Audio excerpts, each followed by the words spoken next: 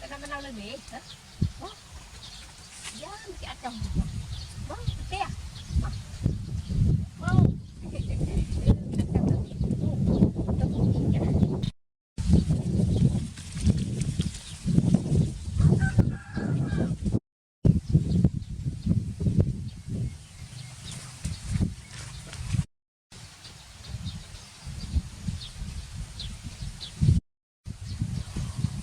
Nhau rồi. Bây giờ mấy cái tao lơ đâu nữa, rồi vô xanh. Kéo mà. Cái đó nó lên đi, hả? Giá mesti acang. Bang, teh. Mau. Mơ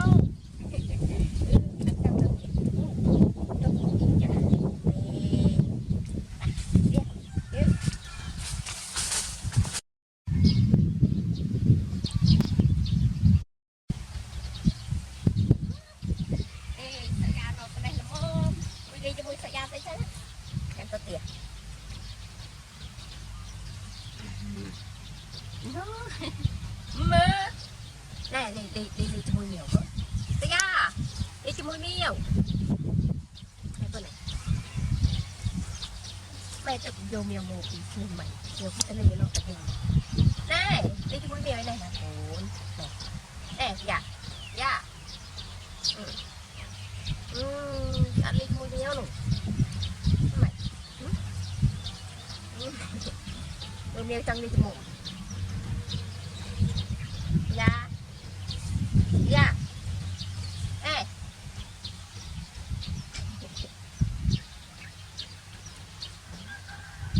mệt quá ê nó lên cho mình nhiều ê ba lên này đi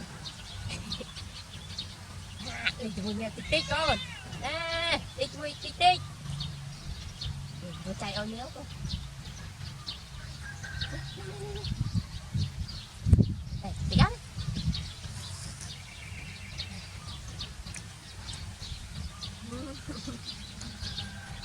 đây chị ạ có được chạy nhiều 10 tiền nhiều tổng ha 10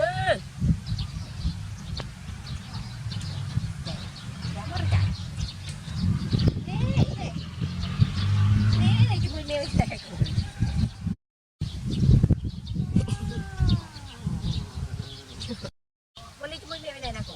Ya. Nih. Mai ni nak. Atau cuma nhiều, mai đâu mẹ có tiền một nào á. Đi cuma nhiều tí tí. Nè.